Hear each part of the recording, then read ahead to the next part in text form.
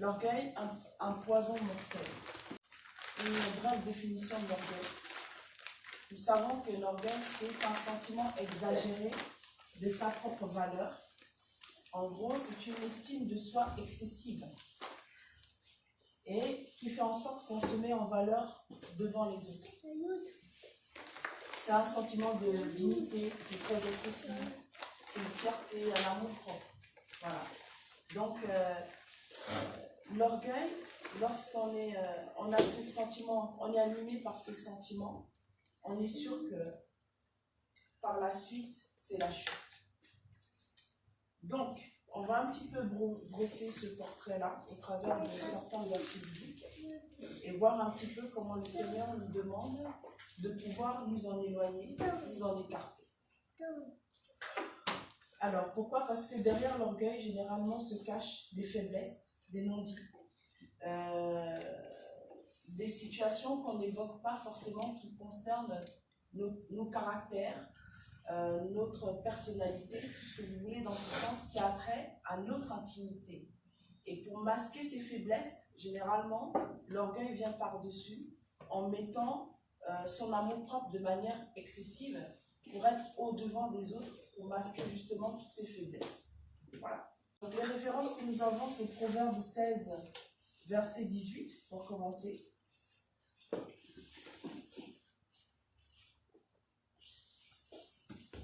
Après, on a 1 Samuel 17, verset 42.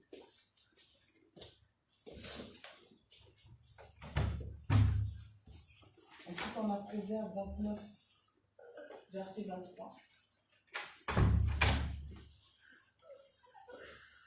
Verset 23. Ensuite, on a Apocalypse 3, verset 17 à 19. Donc, si vous avez Proverbe 16, verset 18, alors Proverbe 16, verset 18. L'arrogance précède la ruine et l'orgueil précède la chute.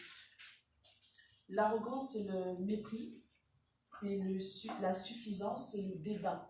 D'accord? Et donc, l'arrogance précède la ruine et l'orgueil précède la chute. Donc, avant l'orgueil, il y a l'arrogance, il y a la fierté qui peuvent arriver et ça va emmener l'orgueil par la suite et la chute. D'accord? L'arrogance précède la ruine et l'orgueil précède la chute. Deuxième référence, 1 Samuel 17, 42. Vous allez voir la corrélation avec ce que je suis en train de dire. Le Philistin regarda et lorsqu'il aperçut David, il le méprisa, ne voyant en lui qu'un enfant blond et d'une belle figure. J'ai seulement pris ce verset pour illustrer le proverbe 16, 18 qu'on vient de lire, qui dit que l'arrogance quoi? Et l'orgueil précède la chute. Proverbe 16, verset 18, s'il vous plaît. Donc l'orgueil précède le désastre et l'esprit hautain précède la chute. D'accord. Là, c'est une autre façon, mais c'est aussi très bien. Proverbe 16, verset 18 illustre bien le 1 Samuel 17, verset 42. Lorsqu'on dit ceci, le Philistin regarda et lorsqu'il aperçut David, il le méprisa, ne voyant en lui qu'un enfant blanc et d'une belle figure. Le mot mépriser, c'est aussi le mot orgueil. Mais simplement, c'est un synonyme qu'on a pris pour pouvoir employer aussi ce mot-là. Pourquoi le Philistin méprise ou a de l'orgueil envers David? Parce qu'il le voit comment? Comme un enfant qui est blond et qui a une belle figure. Le Philistin, c'est un homme de guerre. C'est un homme entraîné dans la guerre. Par-dessus ça, c'est un géant. Donc, il se croit au-dessus de tout, de par sa taille, de par sa force, de par son expérience de guerre. Maintenant, là, le mépris, il voit David comme un enfant. David, pour lui, c'est un enfant. Un enfant, c'est quelqu'un qui apprend, quelqu'un qui n'a pas encore de l'expérience, quelqu'un qui ne sait encore rien, quelqu'un qui est encore innocent et qui ne connaît pas, pour lui, l'art de la guerre à son époque, qui doit l'apprendre. Il le voit comment? blond et d'une belle figure. C'est intéressant parce que dans notre société actuelle, je veux dire malheureusement, pas bien heureusement, quand on dit que quelqu'un est blond, c'est qu'on prend la personne pour une idiote, pour un idiot. Dans la société d'aujourd'hui, enfin, la société dans laquelle on est ici en France. Enfin, la personne, quand elle est blonde, on dit que tu es une blonde, bah, tu es bête, tu es idiote, tu es idiot. Voilà. Donc là, on le voit, il le voit blanc. Blanc, c'est aussi le signe de l'innocence, de quelqu'un qui ne sait rien, de la pureté, qui ne sait pas reconnaître le bien du mal, qui ne connaît rien. Voilà. Et d'une belle figure. La belle figure, c'est vraiment, oh là là, il n'a rien à faire là. Il fait quoi là dans ce champ de bataille? Il fait quoi là? Il est d'une belle figure, il est, comment je peux dire, innocent. Il n'exprime pas la violence.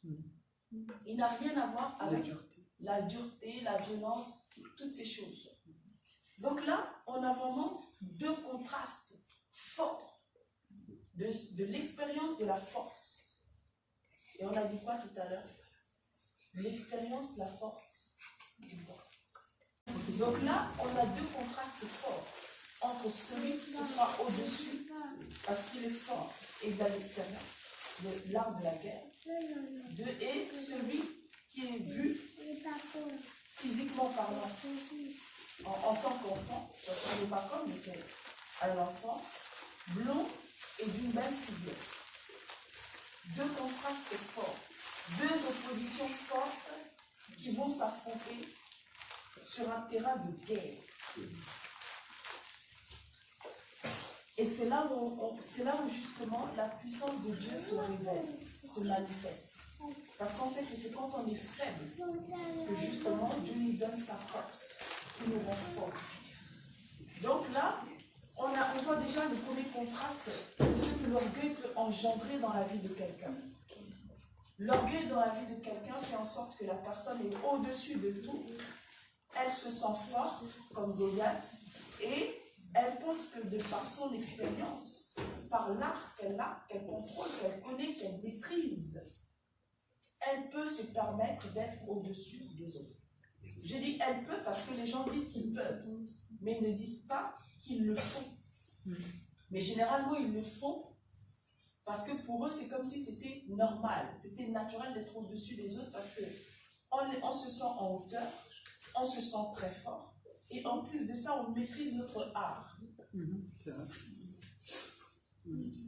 Voilà. Donc là, on a ces deux contrastes. Maintenant, on va voir la conséquence. Proverbe 29, verset 23. L'orgueil d'un homme l'abaisse, mais celui qui est humble d'esprit obtient la gloire. L'orgueil d'un homme l'abaisse. Le mot abaisser. Moi, j'ai regardé dans les synonymes, je suis allée plus loin que regarder la définition simplement que l'on connaît dans le Larousse du mot abaisser. On trouve encore que ce mot peut être interpellé de plusieurs façons différentes. Ça veut dire anéantir, amoindrir, avilir, déchoir, humilier, enlaidir, s'affaiblir. C'est vraiment un mot qui est fort. Quand tu t'abaisses ou quand Dieu t'abaisse, ça veut dire que c'est vraiment très grave. Parce que la condition dans laquelle tu vas te retrouver va faire en sorte que soit tu continues de t'approcher parce que tu sais que Dieu est ta seule espérance, soit tu lâches parce que tu es en colère. C'est vraiment terrible. C'est terrible. Donc,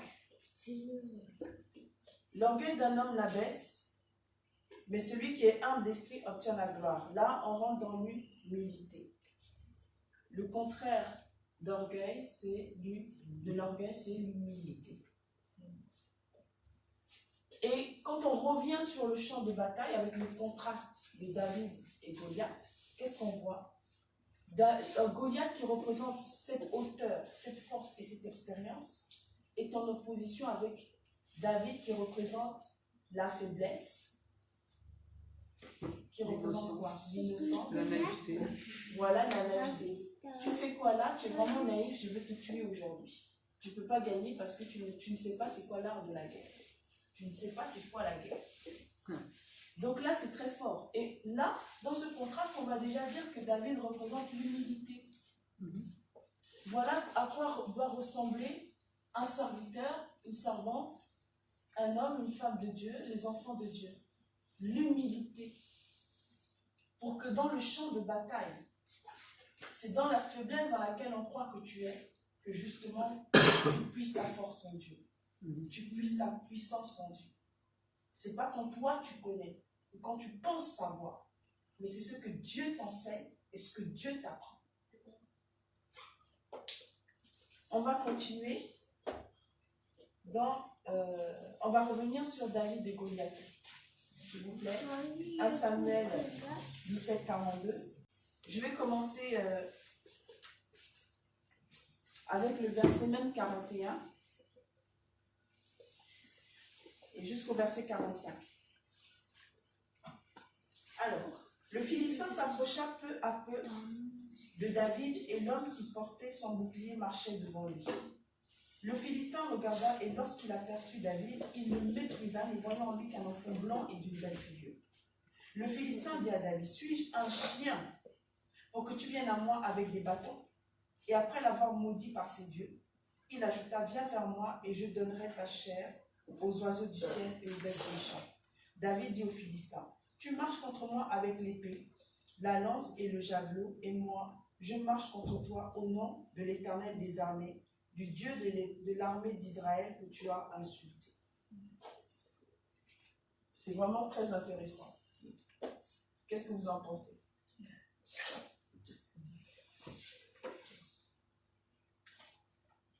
Je suis revenue sur ce passage-là pour montrer que l'orgueil peut t'empêcher de voir ta condition.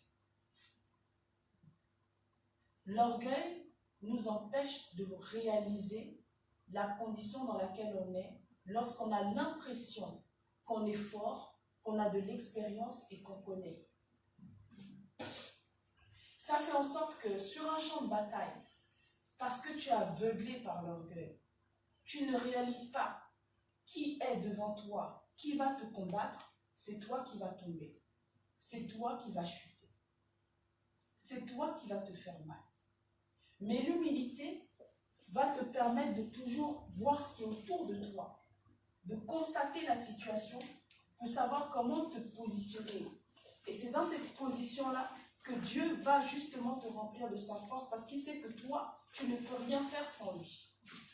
Mais quand tu es suffisant et que tu as l'impression que tu es fort, ça te donne l'impression que tu n'as pas besoin de Dieu.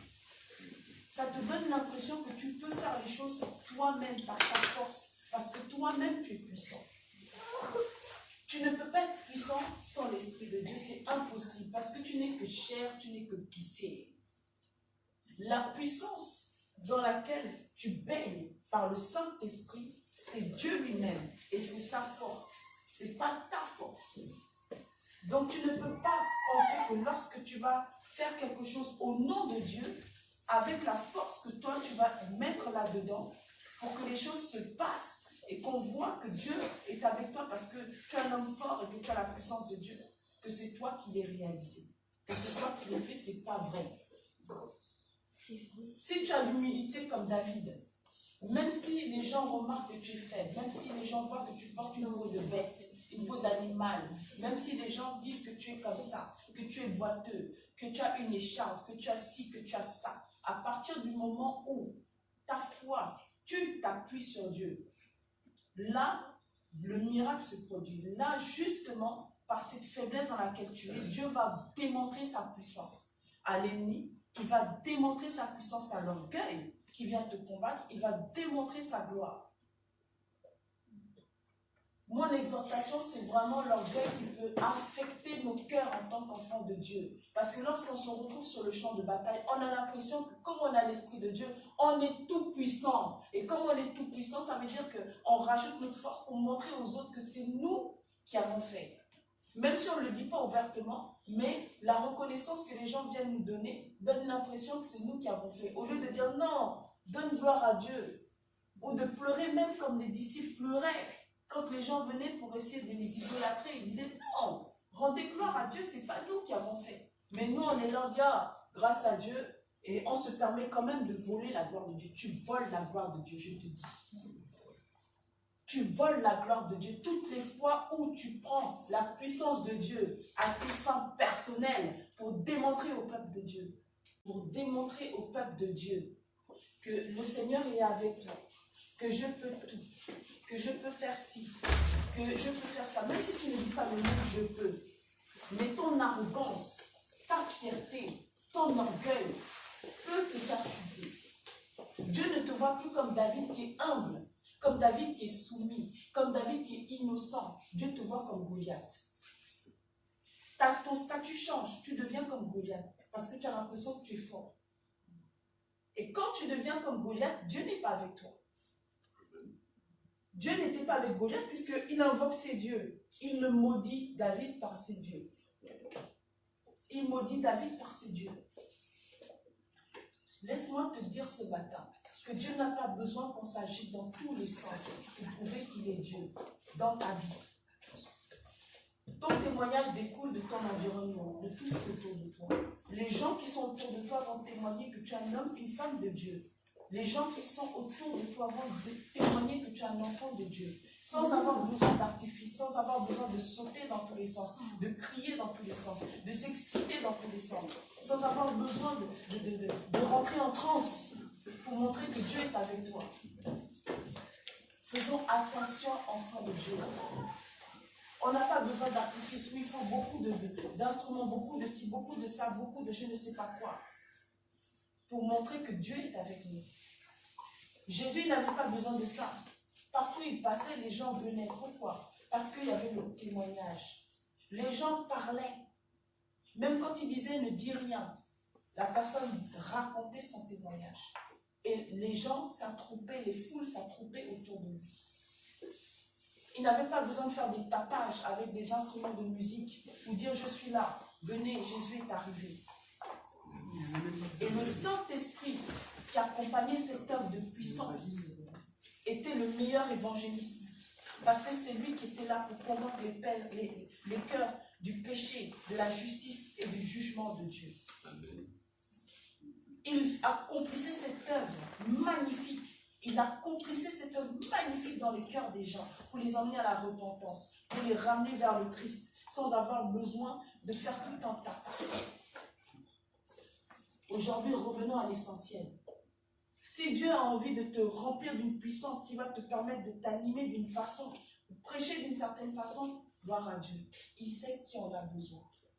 Si Dieu veut t'utiliser dans le calme, dans la paix, dans la douceur, amen, gloire à Dieu. Mais l'orgueil, laisse-moi te dire, précède la chute. L'arrogance, la ruine. La ruine, c'est la destruction. Quand tu es arrogant, Dieu peut te détruire. Le temps que tu es, toi, qui es censé adorer Dieu, Dieu te détruit, ça veut dire que tu meurs. Et ce n'est pas qu'une seule mort, mais c'est aussi la seconde mort. La seconde mort, c'est la pire. On va aller dans Apocalypse 3, versets 17 à 19. Parce que tu te dis, je suis riche, je me suis enrichi, et je n'ai besoin de rien, et parce que tu ne sais pas que tu es malheureux, misérable, pauvre, aveugle et nu, je te conseille d'acheter de moi de l'or éprouvé par le feu, afin que tu deviennes riche, et des vêtements blancs, afin que tu sois vêtu et que la honte de ta nudité ne paraisse pas, et un collier pour moindre tes yeux, afin que tu vois. Quand on a de l'orgueil, on est aveugle. Comme je disais, on ne voit pas sa condition. Moi, je reprends et je châtie tous ceux que j'aime. Aie donc du zèle et réponds-moi. Le Seigneur dit, je répète, je vais même répéter à partir du verset 17 et 18 et 19. Parce que tu te dis que je suis riche, je me suis enrichi, je n'ai besoin de rien. Et parce que tu ne sais pas que tu es malheureux, misérable, pauvre, aveugle, nu, je te conseille d'acheter de moi de l'or éprouvé par le feu, afin que tu deviennes riche et des vêtements blancs, afin que tu sois vêtu et que la honte de ta nudité ne paraisse pas, et un collier pour oindre tes yeux, afin que tu vois. Moi, je reprends et je châtie tout ce que j'aime. Aie donc du zèle et réponds-toi. Ça, c'est le conseil que Dieu nous donne. Je te conseille. Dieu donne un conseil. Il ne donne même pas un ordre, il conseille. Il conseille. Serviteurs de Dieu, enfants de Dieu, nous tous, si nous ne veillons pas à notre cœur, et on a toujours tendance à imaginer qu'on est meilleur que les autres, Dieu va nous surprendre. Dieu va vous surprendre. Nous sommes là pour être dans la présence de Dieu, simple et humble, avoir le cœur de frère. Quel témoignage nous donnons à l'extérieur lorsqu'on voit l'orgueil en nous. Et lorsqu'on veut nous reprendre, on ne supporte pas, on ne veut pas. Parce que même Dieu peut utiliser même un enfant pour nous reprendre. Dieu peut utiliser des personnes qui ne font pas comme vous, comme nous. S'il a repris avec l'âne pour pouvoir réprimer son maître, combien plus nous devons faire attention. L'orgueil précède la chute, et je le répète. L'arrogance, la ruine. Ça veut dire la destruction. On ne doit pas être au-dessus des uns des autres. On ne doit pas imaginer en tant qu'enfant de Dieu qu'on est meilleur les uns que les autres. On ne doit pas penser que parce que on sait faire ci ou parce qu'on sait faire ça, ça veut dire que l'autre à côté, il est bête, il est comme ça, il est ci, il est ça. On est qui? Parce que dans nos faiblesses, Dieu, lui, nous pardonne. Dans nos faiblesses, Dieu, lui, il nous donne la force de pouvoir y arriver. Il nous perfectionne dans sa présence. Mais pourquoi nous allons toujours nous condamner ou condamner les autres? Le monde condamne déjà pour que les uns et les autres soient derrière. Mais nous, pourquoi simplement ne pas s'encourager, ne pas se fortifier? On a besoin de se fortifier. Le monde est dans la tourmente. Il se passe beaucoup de situations difficiles que les enfants de Dieu vivent. Des épreuves terribles qu'ils doivent supporter, qu'ils doivent endurer. Mais jusqu'à quand cet orgueil va montrer que je sais parler en langue, j'ai des dons, je sais faire ci, je sais faire ça. Toi, tu ne sais pas, toi, tu es petit. Wow! David, c'était le berger des moutons, des brebis. Il a peut-être tué le lion et l'ours. Goliath, peut-être, il en a fait plus, on ne sait pas. Mais il a dit une chose importante, que Dieu est avec lui. Qu'il marche contre ce Philistin au nom de l'Éternel des armées, des armées d'Israël, que ce Philistin a insulté. Il n'a pas marché avec son expérience d'ours et de lion tué, comme il a dit au roi Saül. Il a quand même dit ses exploits pour qu'il lui fasse confiance. Mais il n'a pas dit ça aux Philistins. Il a dit qu'il marchait au nom de l'Éternel des armées. David n'a pas regardé sa condition d'enfant. Il n'a pas regardé sa condition de je sais ou je ne sais pas. Il savait qu'il était, il savait qu'il était peut-être innocent, enfant, petit, tout ce que les gens pouvaient dire de lui, ou même ses frères, en premier. Mais lui, il a compté sur qui? Sur Dieu au milieu de sa faiblesse. Il n'a pas compté sur ses capacités, sur ses prouesses techniques et inimaginables. Mais il a compté sur Dieu. Donc laissez-moi vous dire, laissez-moi nous dire, Dieu se sert de qui il veut. Aujourd'hui, Dieu nous a même prouvé que des enfants de 8 ans pouvaient prêcher, donner la parole. On est dans ces derniers temps où l'Esprit est répandu sur toute chair, comme c'est écrit dans Joël chapitre 2. Maintenant, c'est à nous d'être humbles et simples. Que celui qui est debout prenne garde de ne pas tomber, parce que les premiers risquent d'être les derniers. Et la parole est très claire là-dessus. L'humilité t'emmène à progresser dans la présence de Dieu, à regarder l'autre comme étant toi-même, en toute simplicité, à servir. Je vais regarder avec vous Ésaïe 14, versets 12 à 13. On parle de Satan qui était Lucifer. Te voilà tombé du ciel, astre brillant, fils de l'aurore. Tu es abattu à terre, toi, le vainqueur des nations. Tu disais en ton cœur, je monterai au ciel, je lèverai mon trône au-dessus des étoiles de Dieu, je m'assiérai sur la montagne de l'assemblée, à l'extrémité du septentrion. Ça, c'était Lucifer, avant qu'il ne devienne Satan, qui était un astre brillant, qui était le fils de l'aurore. L'orgueil l'a précipité dans la chute. Pourquoi? Parce que son orgueil a fait en sorte qu'il a pensé, il s'est dit en lui-même, écoutez, tu te disais en ton cœur, je monterai au ciel, je lèverai mon trône au-dessus des étoiles de Dieu, je m'assiérai sur la montagne de l'assemblée. Il a pensé qu'il était meilleur que les autres.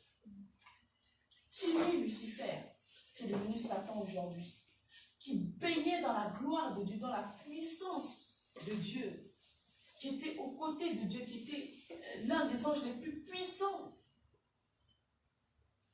il est tombé par l'orgueil. Et nous, dans ces vases de terre, si on ne fait pas attention, ça veut dire qu'on doit veiller constamment. Quand Dieu dit veiller et prier, ce n'est pas pour rien. Parce que le diable rôde comme un lion affamé cherchant qui dévorer. C'est lui, Lucifer, qui est devenu Satan aujourd'hui, est tombé alors qu'il était dans la gloire de Dieu. Ça veut dire toi, serviteur, servante, homme, femme de Dieu, enfant de Dieu, tout ce que vous voulez. C'est pas parce que tu baignes dans la gloire de Dieu que ça veut dire que tu es protégé. Ta protection, c'est le cœur que tu as pour Dieu.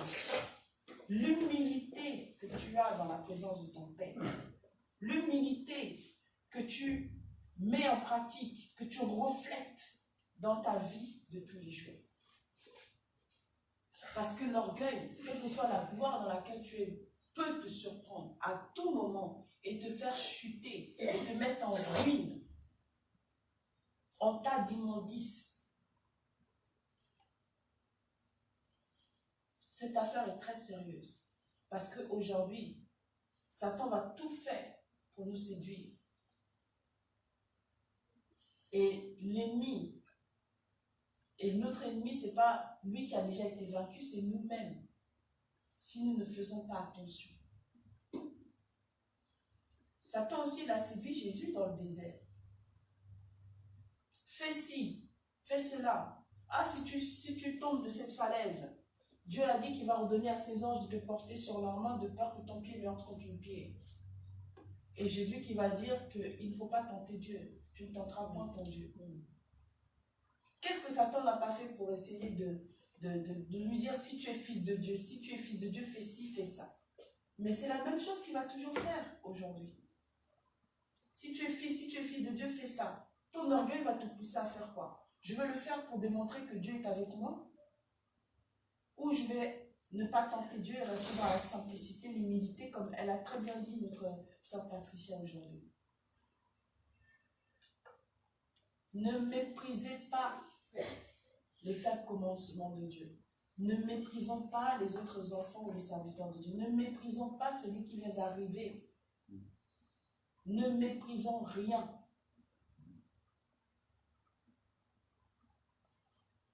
L'humilité. Avec l'humilité, on obtient la gloire de Dieu. Parce que ça ne sert à rien de jeûner, de prier dans tous les sens du terme pour chercher la gloire de Dieu si on ne met pas en pratique sa parole. Jésus était humble, simple, il est né dans une étable, lui le roi des rois. Nous, il nous sort de la pauvreté, on devient riche et on se croit des rois et on veut dominer et assujettir les peuples. C'est grave.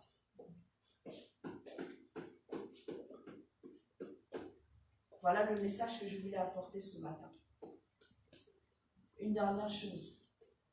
Jésus, il a dit qu'il est venu pour servir et non pour être servi. Le Seigneur a été clair là-dessus. Il est venu pour servir et non pour être servi. Si nous, on n'a pas compris que Dieu nous a appelés à partir du moment où on est des serviteurs de Dieu, des serviteurs du Seigneur, parce qu'on a fait de lui le Seigneur de notre vie, il a été le sauveur de notre vie parce qu'il nous a sorti des situations les plus terribles, les plus catastrophiques. Et avec le temps, on l'a fait de lui le Seigneur de notre vie. Et à partir du moment où il est devenu le Seigneur de notre vie, ça veut dire que nous sommes ses serviteurs. Et tout ce qu'il nous demande, on obéit.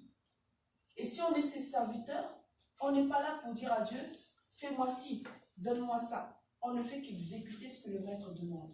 Parce qu'à ce moment-là, il est notre maître. Et s'il est ton maître et que tu es en train de le servir par rapport aux âmes, pour qui il te demande de prendre soin, ça veut dire que c'est toi qui dois servir ces âmes-là. Lui, il les a servis au point de laver les pieds de ses disciples. Et toi, est-ce que tu as lavé les pieds des disciples? Ou c'est à toi qu'on a lavé les pieds? Quelle est la position que tu as? Voilà mon exhortation du matin. Il faut dire que l'orgueil, c'est un poison mortel. Et ce matin, on va prier pour que le Seigneur nous aide à être humble, à chercher sa face pour être humble, simple. Et que notre bouche ne doit pas sortir de l'eau amère et de l'eau douce. Il faut que ce soit toujours de l'eau douce, des paroles de bénédiction, des paroles agréables.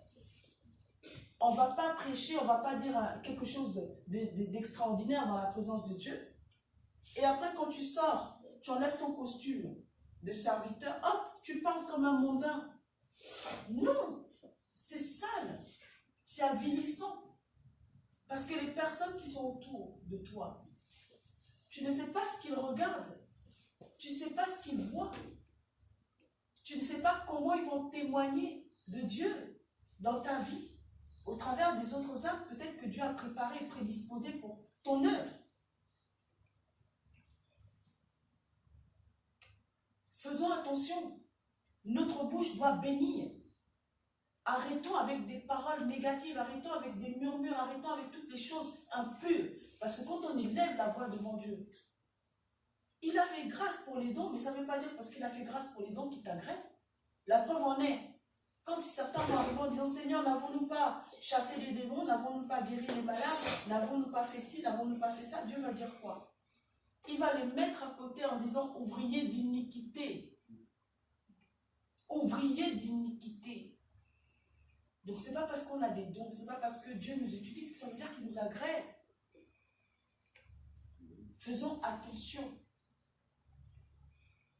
Faisons attention. Celui qui veut se faire, qui veut être grand, qui soit plus petit, qui soit même l'esclave des autres. C'est marqué dans la parole à quel moment tu as été esclave. À quel moment tu es parti chez tes frères et sœurs, tu leur as fait le ménage. Tu as lavé leur linge. Tu leur as fait à manger. Tu leur as donné de l'argent. Tu as vu qu'ils étaient dans le besoin. Tu as gardé leurs enfants. Toi, serviteur. Toi, serviteur. Servante. Ça ne sert à rien de porter des titres. Ça ne sert à rien des titres. Le plus important, c'est le ciel. C'est le ciel qui est le plus important. Sauvons-nous de cette génération perverse et corrompue et gagnons les âmes pour le royaume de Dieu. Point. Je peux donner mon témoignage? Bien sûr. Alors, pour résumer et pour être très claire et très précise, et je remercie le Seigneur qui peut accorder toujours ce travail en moi. J'étais une personne très orgueilleuse, arrogante et fière. J'ai reçu une éducation en fait qui faisait en sorte que on ne devait jamais dire qu'on ne savait rien du tout. Il fallait toujours contourner la phrase en disant je vais chercher plus tard ou je reviendrai vers toi. Donc on savait toujours, on connaissait toujours. Et donc j'ai grandi comme ça. Et je n'avais pas beaucoup d'amis non plus parce que je ne supportais pas que des personnes moins que moi soient à côté de moi. Donc j'étais quand même une personne solitaire. Parce que je toisais les autres, je jugeais les autres. Et quand le Seigneur m'a ramené et qu'il m'a demandé de le suivre réellement, eh ben, je pensais que ça allait partir. Mais ce n'est pas parti du tac au tac. C'est pas parti parce que, eh ben, je trouvais que c'était normal d'être arrogante et fière. Et, et du coup, je jugeais beaucoup les gens. Pour tout et pour rien. Vraiment. Pour la façon dont la personne elle va parler, la façon dont elle va s'habiller, la façon dont elle va se tenir, ce qu'elle a ou pas, si elle est pauvre ou riche, etc. La façon dont elle va boire. Et je vous assure que c'est vraiment un poison.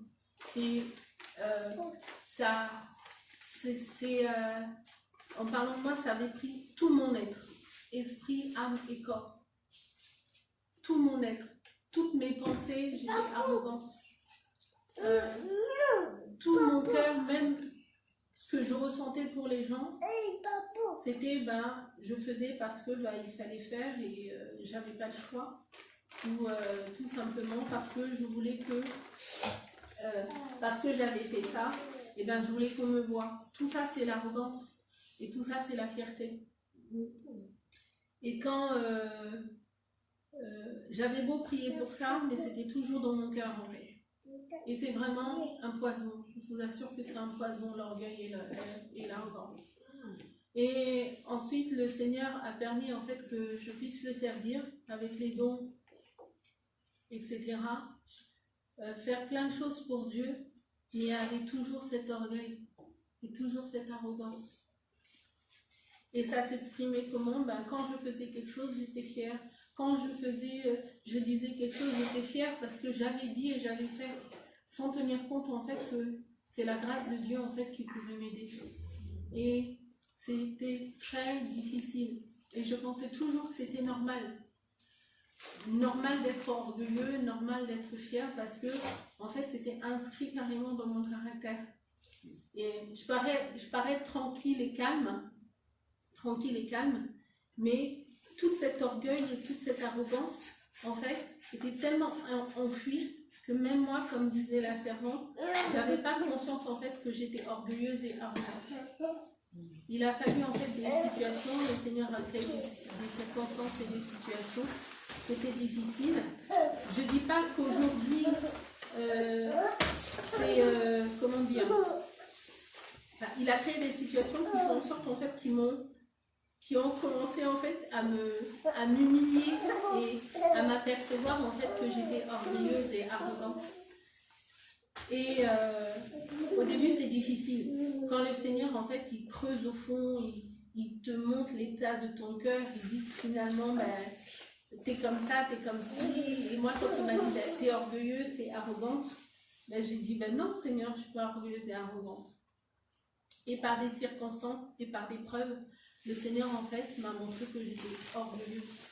Et c'était dur pour moi en fait de pouvoir réaliser cet état-là parce que je me disais, mais Seigneur, je te sers. Mais Seigneur, tu m'as utilisé avec des dons, etc. Mais c'est seulement par grâce. Vraiment, j'ai compris que c'est seulement par grâce que le Seigneur nous utilise pour les âmes.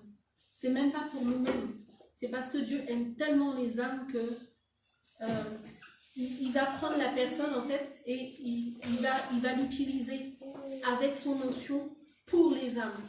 C'est pas pour nous du tout. Et au fil de ma marche, je suis arrivée à un moment donné où cet orgueil et cette arrogance en fait devaient absolument partir pour laisser la place totalement à Dieu.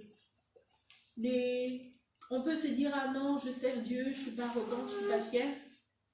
Mais ça bloque quelque part. On ne peut pas, à un moment donné, on ne peut plus continuer. Si réellement on veut servir le Seigneur comme il le souhaite et comme Dieu le désire, on ne peut pas continuer à avoir de l'orgueil ou de l'arrogance. Parce que ça nous brise et ça empêche Dieu d'agir. Et quel témoignage en fait on va donner? Moi à un moment donné, je me disais, je n'ai plus de témoignage à donner parce que je sentais au fond de moi cet orgueil et ça ne voulait pas partir.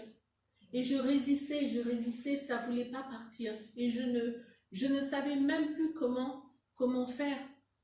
Et j'avais oublié en fait que c'est Dieu qui enlève ce sentiment. Et c'est Dieu qui enlève en fait, je dirais même cette maladie parce que l'orgueil, c'est pas de Dieu. L'orgueil, c'est pas de Dieu. Je vous assure, l'orgueil, c'est pas de Dieu. Et c'est malsain.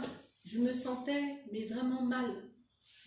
J'allais à l'église, je faisais comme si tout allait bien, et je rentrais chez moi et je me sentais très très mal. Très très mal. Et l'orgueil et le Seigneur, en fait, ne peuvent pas, l'Esprit de Dieu et l'orgueil ne peuvent pas cohabiter. Le Seigneur, il va rester parce qu'il a compassion et il aime parce qu'il veut que l'on change, mais à un moment donné, on ne peut pas continuer comme ça. Et donc, pour moi, c'était très dur. Et c'est toujours difficile parce que je me bats encore pour ça. Mais je crois en fait que Dieu,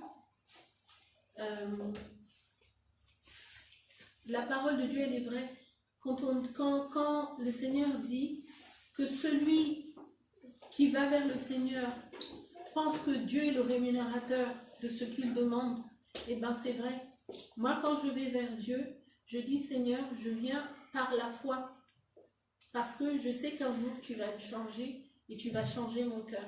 Parce que je ne veux plus être arrogante et je ne veux plus être orgueilleuse. Parce que ça tue vraiment, ça tue la relation que l'on peut avoir avec Dieu et ça tue en fait notre être. Le Seigneur, il nous a créés pour qu'on soit comme lui. Alors, si on doit être comme Dieu, pourquoi laisser l'orgueil dans notre cœur et dans nos pensées? Si on doit être comme Dieu, pourquoi continuer dans cet état-là et pas simplement en fait déposer ses armes devant le Seigneur et être vrai? C'est pas grave le regard des autres. Franchement, c'est pas grave le regard de tous ceux qui nous entourent. Le plus important en fait, c'est garder la relation que l'on a avec le Seigneur. Et c'est ce que j'ai compris en fait aujourd'hui. C'est pas que je suis là parce que j'ai fait plein de choses, j'ai des dons, le Seigneur a mis un appel sur moi ou quoi que ce soit, ou parce que j'aide les gens, ou voilà, c'est pas ça. Je suis là par grâce. Parce que Dieu voit le cœur et il voit le cœur sincère. Là où on n'arrive pas, c'est Dieu qui aide. Là où